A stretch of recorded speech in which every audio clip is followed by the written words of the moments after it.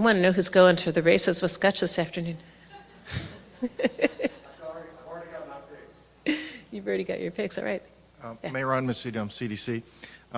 I was in Haiti with your team 5 days after the earthquake, so I realized the breadth of what we faced, and I know it was the first time that HHS had the incident response coordination team there, but as part of the public health team, it seemed that we noticed that there were quite a bit of materials and things that were needed that weren't getting there in time, and it just had to do with the sheer magnitude of the earthquake. So I wondered, given the fact that the cholera outbreak is going on, and I think the fact that we had some infrastructure development there, if you found that that's actually has been easier to deal with from your office, given the fact that we were there initially supporting the earthquake and the subsequent response.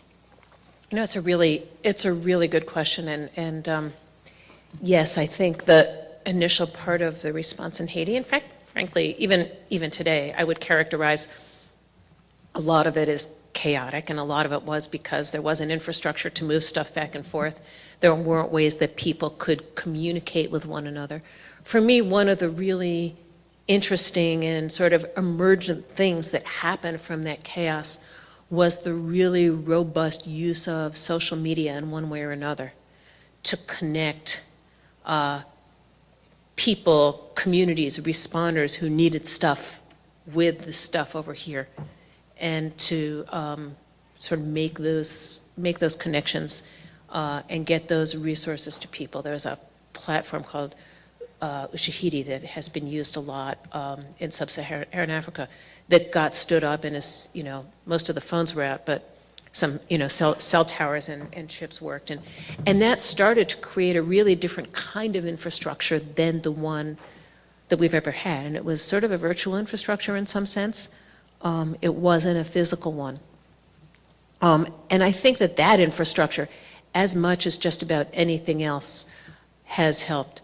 Certainly, the longer we stayed in Haiti, the longer our public health team stayed there, the more they came to understand the communities, the more they came to understand the cultures, the more they worked with people who were there to help develop the capabilities in people who were there to take on functions that they weren't able to before. So that when it finally came to dealing with cholera, we had a number of people who knew the country, who knew the communities. CDC staff had been there for a really long time.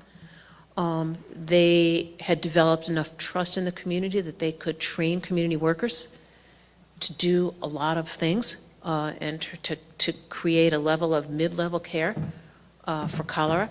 They did really interestingly end up having to rely a lot on many of those social media ways of communicating, even to do surveillance and reporting. But then again, at the end of the day, needing lab confirmation. But at least you were able then to think about how you focus your lab resources, for example. So yeah, I think being there in the beginning has made the rest of this easier.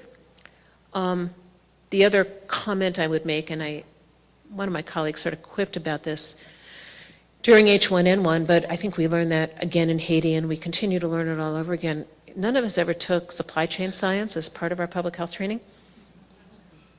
It's another complex system. It's a field where there's been a huge amount of work. It's not something that we recognize as a legitimate public health field most of the time.